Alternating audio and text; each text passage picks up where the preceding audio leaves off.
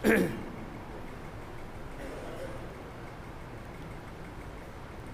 لله نحمده ونستعينه ونستغفره ونعوذ بالله من شرور أنفسنا ومن سيئات أعمالنا من يهده الله فلا مضل له ومن يضلل فلا هادي له وأشهد أن لا إله إلا الله وحده لا شريك له وأشهد أن محمدًا عبده ورسوله يا أيها الذين آمنوا اتقوا الله حق تقاته ولا تموتن إلا وأنتم مسلمون يا أيها الناس اتقوا ربكم الذي خلقكم من نفس واحدة وخلق منها زوجها وبث منهما رجالا كثيرا ونساء واتقوا الله الذي تساءلون به والأرحام إن الله كان عليكم رقيبا يا أيها الذين آمنوا اتقوا الله وقولوا قولا سديدا يصلح لكم أعمالكم ويغفر لكم ذنوبكم ومن يطع الله ورسوله فقد فاز فوزا عظيما أما بعد فإن خير الحديث كتاب الله وخير الهدي هدي محمد صلى الله عليه وسلم وشر الأمور محدثاتها وكل محدثة بدعة وكل بدعة ضلالة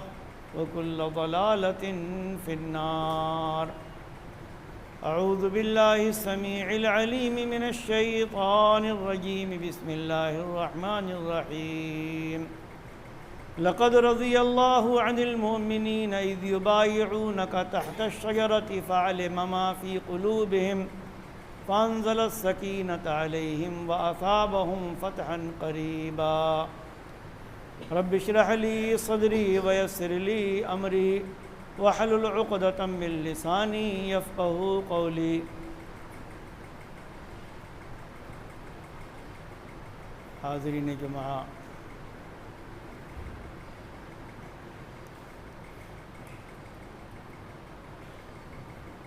کئی جمعوں سے گفتگو چل رہی ہے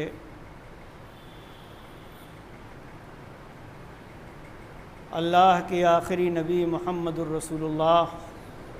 صلی اللہ علیہ وسلم کے صحابہ کرام کے فضائل و مناقب کی گفتگو ہوئی۔ پہلے خلیفہ راشد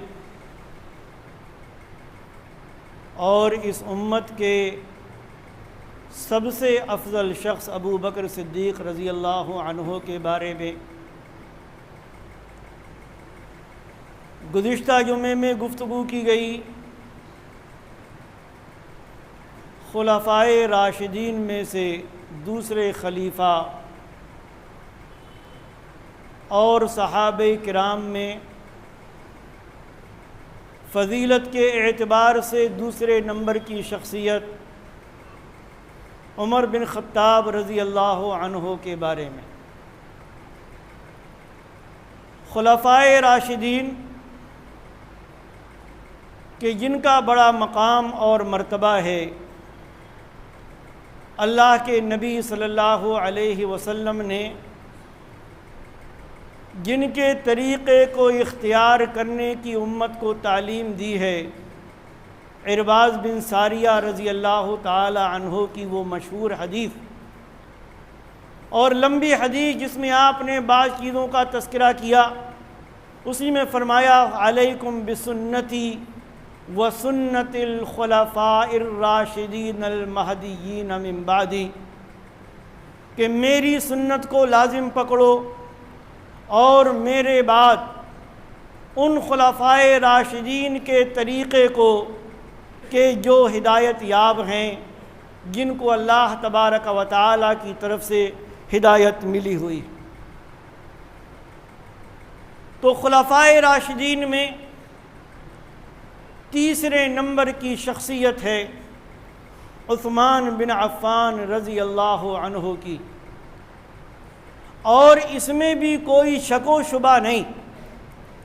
کہ صحابہ کرام میں فضیلت کے اعتبار سے بھی عثمان بن عفان رضی اللہ عنہ تیسرے نمبر کی شخصیت۔ ایک مشہور حدیث کا تذکرہ گزشتہ 2 جمعوں میں کیا گیا، آج پھر اس کا تذکرہ میں آپ کے سامنے کرتا ہوں، کیونکہ اس حدیث میں بھی عثمان رضی اللہ عنہ کا ذکر پیارے نبی صلی اللہ علیہ وسلم نے کیا ہے کہ آپ احد پہاڑ پر چڑھے اور وہ کانپنے لگا تو آپ نے فرمایا کہ اے احد تو پرسکون ہو جا، کیونکہ تیرے اوپر ایک نبی، ایک صدیق اور 2 شہید یعنی عمر بن خطاب رضی اللہ عنہ اور عثمان بن عفان رضی اللہ عنہ، ان کی شہادت کی طرف اللہ کے نبی صلی اللہ علیہ وسلم نے اپنی حیات مبارکہ ہی میں اشارہ کر دیا تھا۔ ابو موسیٰ اشعری رضی اللہ عنہ کی حدیث جس میں انہوں نے ذکر کیا ہے کہ ایک باغ میں اللہ کے رسول صلی اللہ علیہ وسلم کو تلاش کرتے ہوئے میں پہنچا اور میں باغ کے دروازے پر کھڑا ہو گیا، ابو بکر آئے، انہوں نے اجازت مانگی، ان کو بھی اجازت دے دی گئی اور جنت کی بشارت دی گئی۔ اس کے بعد عمر آئے، ان کو بھی جنت کی بشارت دی گئی اور اجازت دی گئی، اور اس کے بعد عثمان آئے۔ کہتے ہیں کہ جب میں اجازت لینے کے لیے پہنچا اور بتایا کہ اللہ کے نبی عثمان بن عفان آئے ہوئے ہیں، تو آپ نے فرمایا کہ جاؤ ان کو جنت کی بشارت دے دو، اس بلوے کے ساتھ، اس آزمائش کے ساتھ، اس مصیبت کے ساتھ کہ جو ان کو لاحق ہوگی۔ اور کیا مصیبت لاحق ہوئی انشاءاللہ میں آگے ذکر کروں گا۔ تو عثمان بن عفان رضی اللہ تعالی عنہ جلیل القدر صحابی ہیں، خلفائے راشدین میں سے تیسرے نمبر کے، اور ان 10 خوش نصیبوں میں بھی تیسرے نمبر کے ہیں کہ جن کو پیارے نبی صلی اللہ علیہ وسلم نے اپنی حیات طیبہ میں جنت کی بشارت دی، جنت کی خوشخبری دی کہ ابو بکر جنت میں، عمر جنت میں، عثمان جنت میں، علی جنت میں، طلحہ، زبیر، عبد الرحمن بن عوف، سعد بن ابی وقاص، سعید بن زید اور ابو عبیدہ بن جراح، ان 10 صحابہ کرام کا تذکرہ آپ نے ایک ساتھ کیا کہ یہ جنت میں جائیں گے۔ یہ سابقین اولین میں سے ہیں، یہ ان لوگوں میں سے ہیں کہ جو شروع کے دور میں پیارے نبی محمد الرسول اللہ صلی اللہ علیہ وسلم پر ایمان لائے تھے، اور جو حالات تھے مکہ کے، جو حالات تھے عربوں کے، جو حالات تھے پوری دنیا کے، وہ کسی سے ڈھکے اور چھپے نہیں ہیں۔ جہاں بتوں کی عبادت کی جاتی تھی، جہاں اللہ کو معبود برحق نہ مان کر اس کی عبادت کے ساتھ دوسروں کو بھی شریک کیا جاتا تھا، ان میں پیارے نبی صلی اللہ علیہ وسلم پر ایمان لانا، توحید کی بات کرنا، نبی اکرم صلی اللہ علیہ وسلم کی نبوت و رسالت پر ایمان لانے کا مطلب تھا اپنے خاندان سے، اپنے قبیلے سے، اپنے رشتہ داروں سے، اپنے گھر کے لوگوں سے اور پورے شہر کے لوگوں سے دشمنی مول لینا۔ چنانچہ یہ دشمنی عثمان رضی اللہ تعالی عنہ کے ساتھ بھی لوگوں نے کی، اور حالات اتنے خراب ہوئے کہ انہوں نے حبشہ کی طرف بھی ہجرت کی اور مدینہ کی طرف بھی ہجرت کی۔ اور مقام کا معاملہ یہ ہے کہ عمر بن خطاب رضی اللہ تعالی عنہ بیان کرتے ہیں، عبداللہ بن عمر رضی اللہ عنہما بیان کرتے ہیں، صحیح بخاری کی روایت ہے، کہتے ہیں کہ اللہ کے نبی صلی اللہ علیہ وسلم کے بعد جب ہم صحابہ کرام میں مقام و مرتبے کی بات کرتے تھے تو سب سے بڑا مقام و مرتبہ ہم بیان کرتے تھے ابو بکر کا، اس کے بعد عمر کا، اور اس کے بعد عثمان کا رضی اللہ عنہم اجمعین، اور کہتے ہیں اس کے بعد پھر ہم صحابہ کرام میں کوئی تفریق نہیں کرتے تھے۔ آج لوگ مختلف قسم کی باتیں کرتے ہیں، غصب کی بات کی جاتی ہے خلافت کی کہ ابو بکر و عمر نے خلافت غصب کر لی، عثمان کے سلسلے میں بھی نہ جانے لوگ کیا کیا باتیں بیان کرتے ہیں، اور بعض لوگوں نے تو حضرت عثمان بن عفان رضی اللہ تعالی عنہ کی پوری سیرت اور ان کے سارے کارناموں کو ملیا میٹ کرنے کی کوشش کی ہے، اور ان کی سیرت کو داغدار کرنے کی کوشش کی ہے، جبکہ یہ وہ شخصیت کہ جن کے بارے میں محمد بن حنفیہ رحمہ اللہ، جو حضرت علی بن ابی طالب رضی اللہ تعالی عنہ کے صاحبزادے ہیں، امام بخاری رحمہ اللہ نے اپنی صحیح بخاری میں محمد بن حنفیہ کی ایک حدیث ذکر کی۔ محمد بن حنفیہ رحمہ اللہ کہتے ہیں کہ میں نے اپنے والد علی رضی اللہ تعالی عنہ سے پوچھا کہ اللہ کے نبی کے بعد صحابہ کرام میں سب سے زیادہ فضیلت اور مقام و مرتبے والا کون تھا؟ تو حضرت علی رضی اللہ تعالی عنہ نے جواب دیا کہ ابو بکر۔ کہا اس کے بعد؟ کہا عمر۔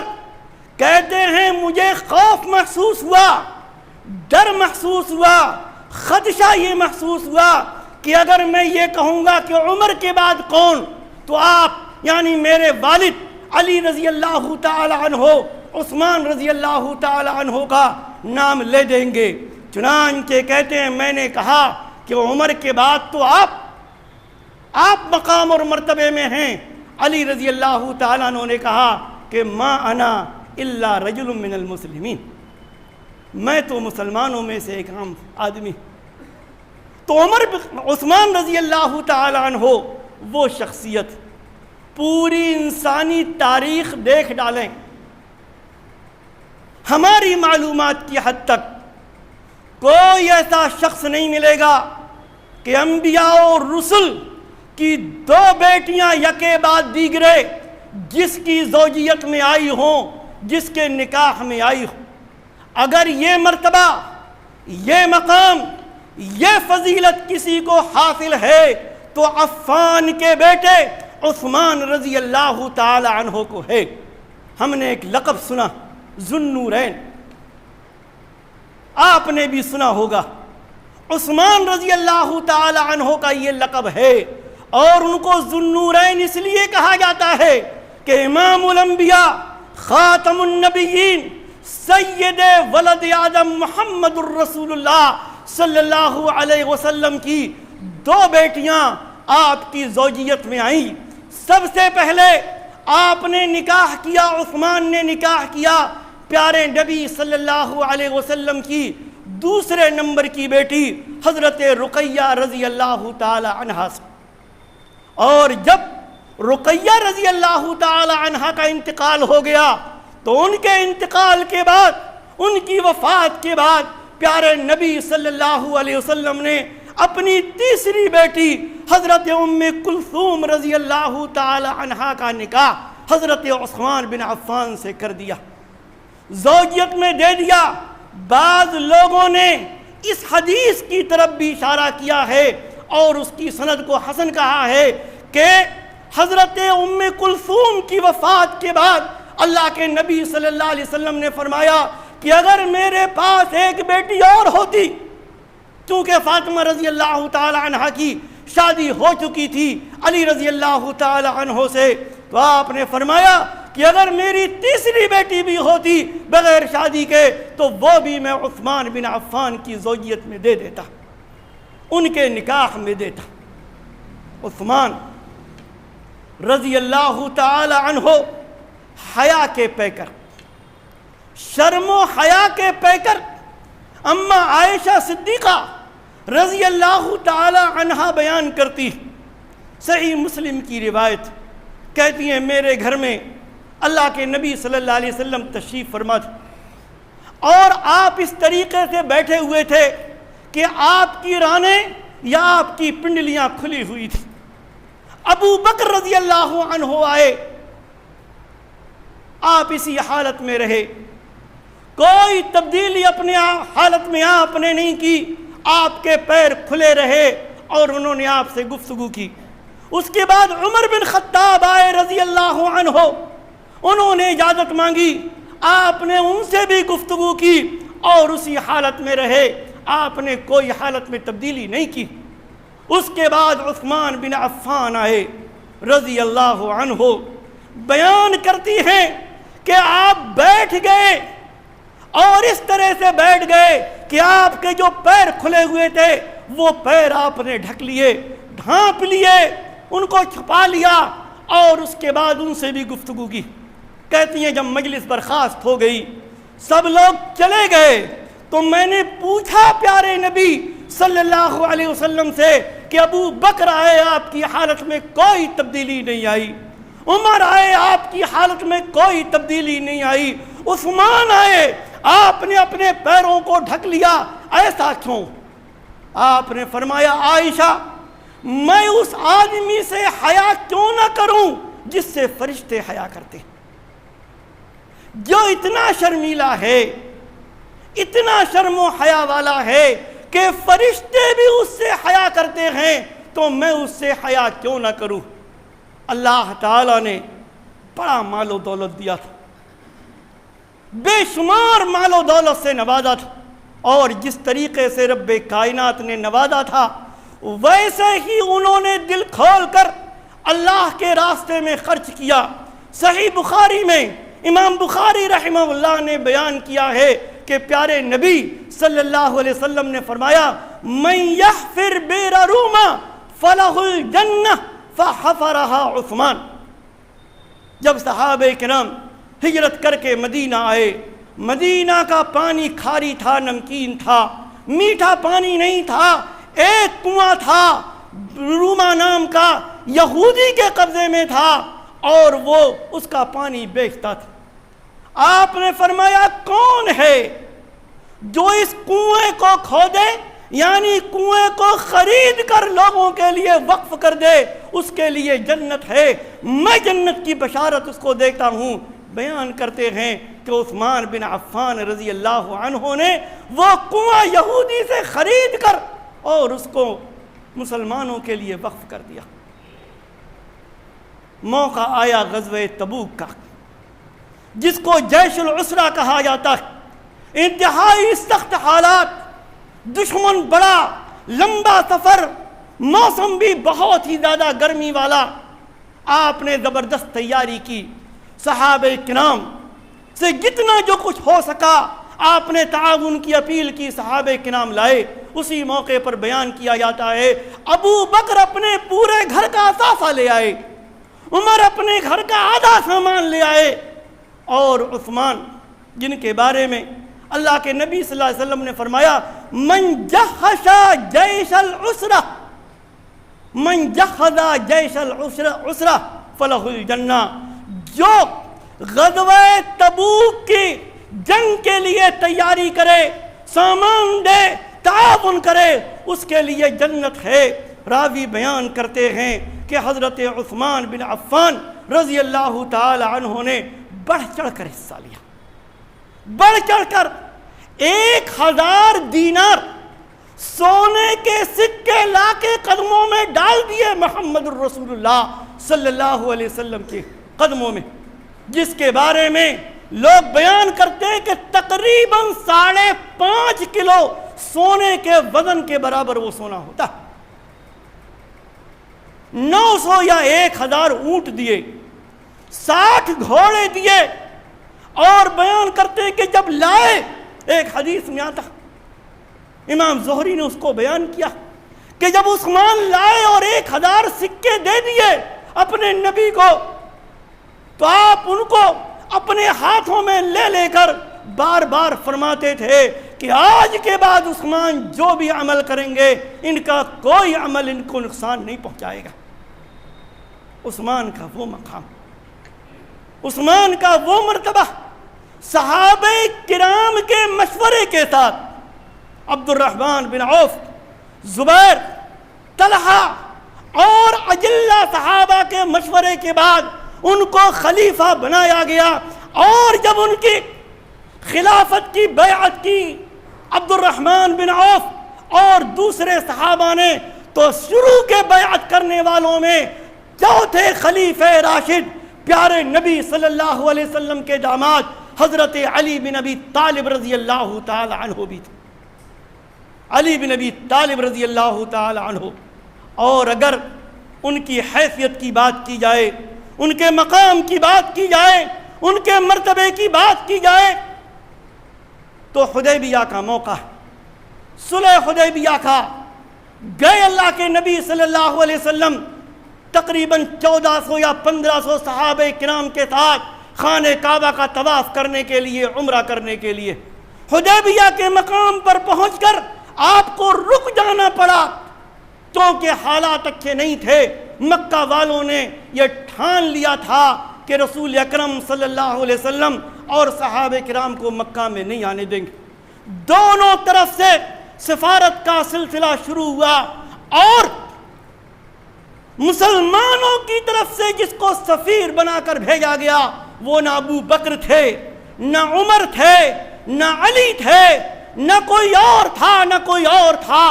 اگر تھے تو عثمان بن عفان رضی اللہ تعالی عنہ۔ انہی کے بارے میں جب ایک آدمی نے اعتراض کیا تھا، مصر کے ایک آدمی نے، کہ بیعت رضوان کے موقع پر تو عثمان تھے ہی نہیں حدیبیہ میں، تو حضرت عبداللہ بن عمر نے اس کو جواب دیا تھا کہ سن، تو یہ کہہ رہا ہے یا تیرے ساتھ وہ تمام لوگ سنیں جو یہ سمجھتے ہیں کہ بیعت رضوان کے موقع پر جب اللہ کے نبی صلی اللہ علیہ وسلم بیعت کر رہے تھے جنگ کی، عثمان نہیں تھے۔ عبداللہ بن عمر نے کہا سن، عثمان کیوں نہیں تھے اس موقع پر؟ فرمایا صحابہ کرام میں کوئی اس لائق نہیں تھا کہ جس کو سفیر بنا کر، اپنا نمائندہ بنا کر مکہ والوں سے بات کرنے کے لیے بھیجا جاتا۔ اگر بھیجا گیا اس لائق کوئی تھا تو عثمان بن عفان رضی اللہ تعالی عنہ تھے، اور چونکہ ان کو سفیر بنا کر بھیجا گیا۔ اور وہ بیعت جانتے کس بات پر ہوئی تھی؟ افواہ اڑا دی گئی۔ عثمان بن عفان رضی اللہ تعالی عنہ کو مکہ سے واپسی میں دیر ہوئی، اور جب دیر ہوئی کئی دن گزر گئے تو افواہ اڑا دی گئی کہ عثمان بن عفان رضی اللہ تعالی عنہ کو شہید کر دیا گیا۔ خون عثمان کا بدلہ لینے کے لیے پیارے نبی صلی اللہ علیہ وسلم نے ایک درخت کے نیچے بیعت کی تھی کہ جن بیعت کرنے والوں سے اللہ رب العالمین نے اپنی رضامندی کا اظہار کیا۔ اور بیعت بھی کس طرح سے؟ آپ نے اپنا داہنا ہاتھ پھیلایا، اپنا داہنا دست مبارک، اور کہا یہ عثمان کا ہاتھ، اور اپنے بائیں ہاتھ کو دائیں ہاتھ پر مارا۔ خود پیارے نبی صلی اللہ علیہ وسلم نے اپنی طرف سے عثمان کی بیعت کی، اپنی طرف سے عثمان کی بیعت۔ تو عثمان بن عفان کا وہ مقام، وہ مرتبہ، اور تقریباً 12 سال خلافت کی، بڑے ہی اچھے انداز، بڑے بڑے علاقے فتح ہوئے۔ بحری بیڑا عثمان رضی اللہ تعالی عنہ کے دور خلافت میں تیار ہوا۔ سب سے پہلا امت مسلمہ میں جنگی بحری بیڑا جو تیار ہوا وہ عثمان بن عفان کے زمانے میں۔ ظاہر ہے یہ حالات دشمنان اسلام کے لیے اچھے نہیں تھے۔ عمر رضی اللہ تعالی عنہ کے زمانے میں جتنی فتوحات ہوئی تھی، جو علاقہ تھا اس سے زیادہ وسیع ہو گیا، اس سے زیادہ فتوحات ہوئیں، اور یہ ان لوگوں کے لیے کہ جن کا آتش کدہ بجھ گیا تھا۔ روم کی حکومتیں چلی گئیں، ایران کی حکومت چلی گئی، بڑے بڑے لوگوں کو سرنگو ہونا پڑا اسلام کے آگے اور مسلمانوں کے آگے، وہ اپنے دلوں میں دشمنی بٹھائے ہوئے، دشمنی چھپائے ہوئے تھے۔ چنانچہ انہی میں سے ایک یہودی النسل جس کا نام عبداللہ بن سبا تھا، اسلام کا اظہار کیا، اسلام کو ظاہر کیا، اور اسلام کو ظاہر کر کے گھس گیا مسلمانوں کی صفوں۔ عمر کا کر و فر اپنا الگ انداز کا تھا، ان کے سامنے کسی کو ہمت نہیں تھی دم مارنے کی، فتنہ انگیزی کرنے کی، فتنہ پروری کرنے کی۔ میں نے گزشتہ جمعے میں وہ حدیث بیان کی تھی، توڑ دیا گیا وہ دروازہ، قتل کر دیا گیا، شہید کر دیا گیا حضرت عمر بن خطاب رضی اللہ تعالی عنہ، عثمان رضی اللہ تعالی عنہ، سیدھے سادہ لوح، شرم و حیا کے پیکر، وہ چیز نہیں جو عمر بن خطاب رضی اللہ عنہ کے یہاں تھی۔ چنانچہ موقع مل گیا ان سرپھروں کو، ان دشمنان اسلام کو، ان منافقین کو، ان اسلام اور مسلمانوں کے خلاف اپنے دلوں میں کینہ چھپائے ہوئے لوگوں کو عبداللہ بن سبا نے حضرت عثمان رضی اللہ تعالی عنہ کے بارے میں طرح طرح کی افواہیں اڑائیں، طرح طرح کی باتیں کیں، لوگوں کو ورغلایا، ان کے خلاف کیا۔ اور مزے کی بات یہ ہے کہ بعض لوگ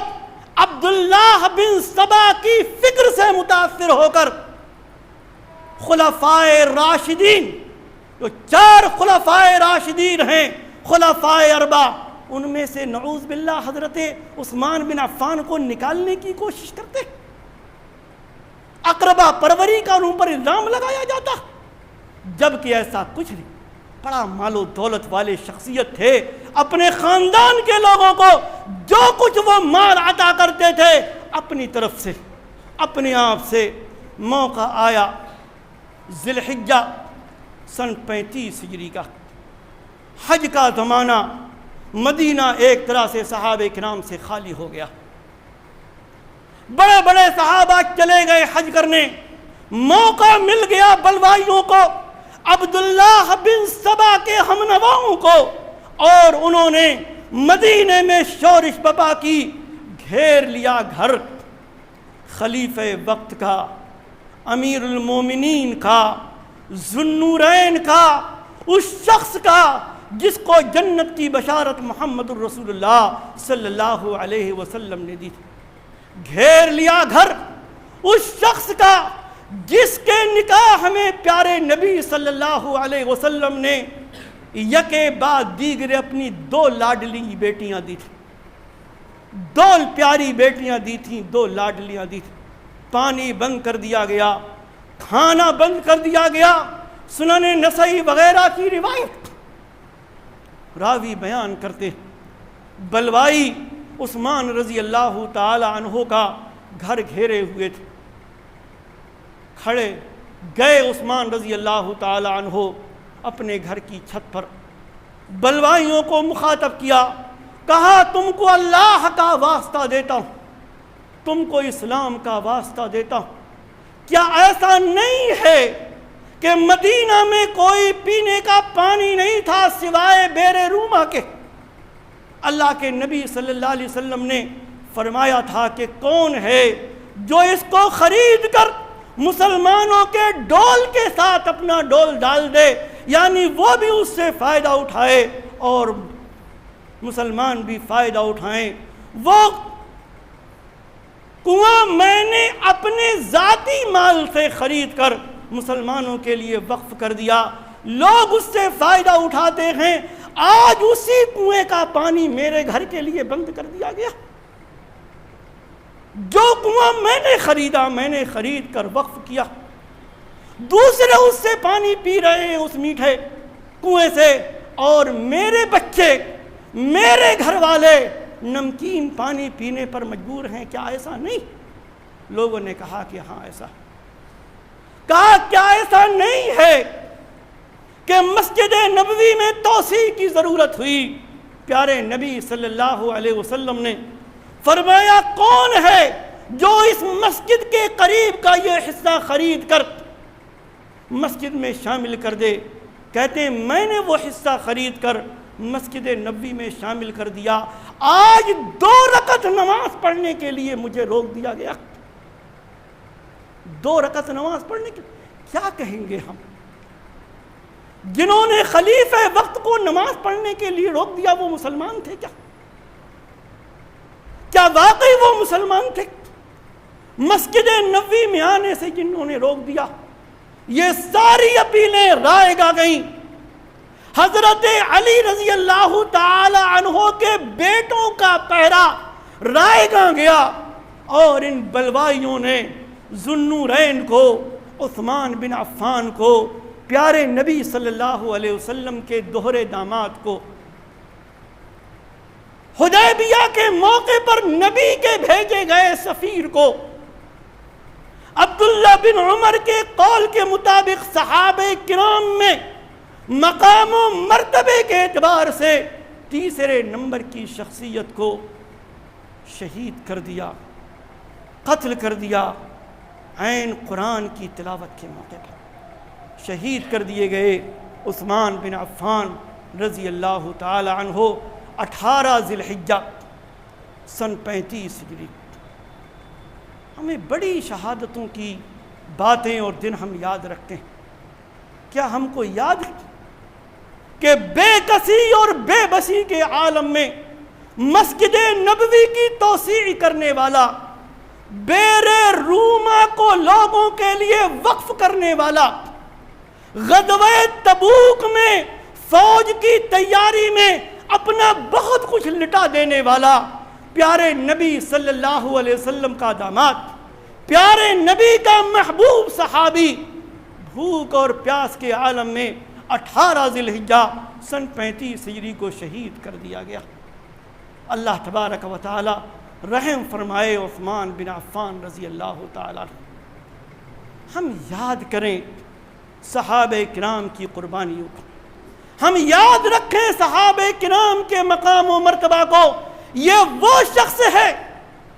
جو لاکھوں مربع میل کا امیر المومنین خلیفۃ المسلمین، ایک اشارے پر